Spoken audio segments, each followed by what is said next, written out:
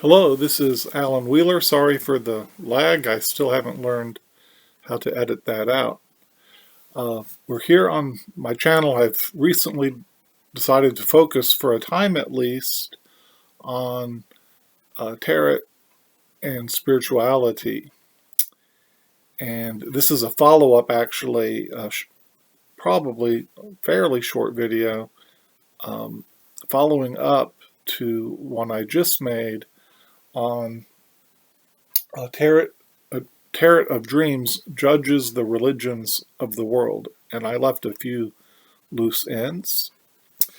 We're sitting here at my altar. I have my magic jacket on. I perform magic shows and magic tricks, and this was made for me in China, and so I've got that on this evening. Here at my altar, I have candles going, incense burning, bamboo growing, and some crystals and stones here. I thought I'd show something from the altar till I run out of things or start forgetting to. And here you can see, I hesitate to move this amongst the burning things as Loki is a trickster, but this is some coffee I put out earlier, some black coffee I put out for Loki. And it's sitting in front of a mirror where I usually have these runes drawn out on cards. It's Loki's name spelled in runes. And there's Laguz, which means lake or water, fluid, flexible, and that fits well with Loki as a shapeshifter. There is Othalan, which means ancestral home, and in a way, to me, it relates to Odin, and as Loki belongs to that pantheon. And as Odin is a deity I connect with, perhaps he keeps Loki in check a little bit. And then the last two, Canus and Isaz, are fire and ice, showing almost the paradoxes and contradictions involved in Loki, who is in some ways a conundrum, like a wild card. And so I thought I would share that. I usually keep those spelling out there. Continuing, in this follow-up, the first thing I left off was the shadow. I kind of ignored talking about the shadow of the world religions. I was interested in building bridges and not tearing them down, gathering the broken pieces, so to speak. As T.S. Eliot wrote at the end of his poem, The Wasteland, these fragments I have shored against my ruins. And ultimately that's embedded in that poem are ideas of healing and the Holy Grail, if you look there. But I did ignore the shadow. However, probably the strength of one approach to religion or one faith could be the weakness of another, so that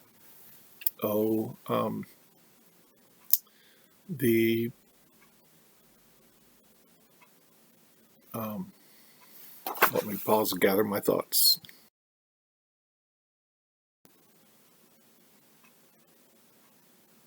Sorry, I had failed to write down something I meant to say about that. So the strength of one approach to religion might be a weakness of another. So whereas Pascal said that the heart has reasons that reason does not know. As a theist, an atheist might say, no, that heart is unreasonable. You can't trust those feelings. So also extremes within one approach to faith could become shadow. For example, the unity, which could be a positive aspect, when it becomes enforced uniformity, is monstrous and ugly. Or having an identity, good boundaries and borders, could, in extreme forms, go to tribalism, make humanity as a whole kind of in a state of schizophrenia, or cults of personality can rise. So I ignored all of that, but I thought I'd mention it as a way of tying up loose ends. I also failed to mention that, and someone in a comment brought this up about the pentacles or coin suit, and I was looking at the page of coins as a reflection of polytheism, and I talked about how it reflected nature and the earth and how important that is in polytheism. But also, as well as reflecting nature, the page of coins could reflect ancestry, local deities, regional culture, or ancestral home, kind of like that Othalan rune that means background, ancestry. So that would be the strong point of a lot of the pagan paths, that they do honor the cultures and the homelands and the ancestry and that kind of folk culture. Okay, and number 3, the real purpose of this video was that at the end I drew the King of Cups from Tarot of Dreams as a reflection of atheism, and I kind of faltered because even though my father was an atheist and quite a loving and definitely King of Cups kind of character, I didn't think fast enough to use the card to really address the question at hand and how it showed the blessings or benefits of that approach to religion. But I had a comment from, I wrote her name down here, I think.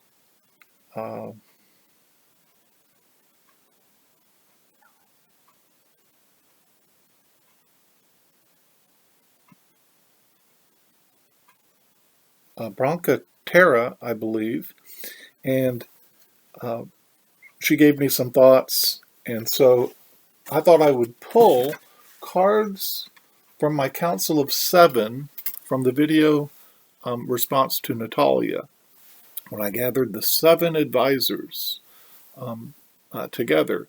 And I pulled the King of Cups from each of those decks to kind of develop the idea of how the King of Cups reflects atheists or atheism.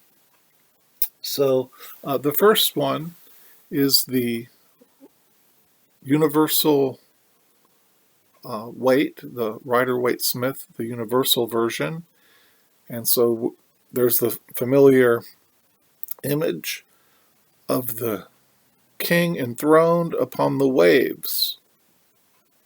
So we know he rules over his emotions and So that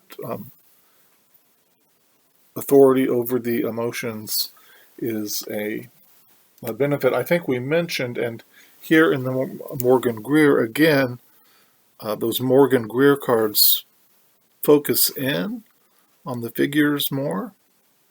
We get these close-up shots, and so we get a focus on the crown, the scepter, and the cup. Again, perhaps emphasizing that authority in the realm of water. And so that ability to manage relationships and emotions, feelings. For himself, he doesn't look to the supernatural to guide him, but he has this control himself, perhaps. This is said in a different way by the alchemical tarot. And here the king is a whale on the waters there, the king of vessels. And he's filling his own cup. This comes from the description by Robert M. Place. He's filling his own cup from his blowhole. No offense intended. Those are quoted words. But it shows that he's self-fulfilled. His fulfillment comes from within himself. And again, atheism does not look beyond to some transcendental source for happiness, but takes responsibility and ultimately finds it within himself. Here's the Crystal Visions Tarot.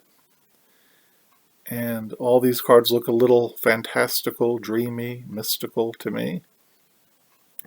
I feel like I'm listening to a Stevie Nicks song when I look at these images. And depicted kind of the same idea, depicted or portrayed in a different way. This king has one foot deep into the water and one is resting on a stone. So again, he's not allowing his emotions to completely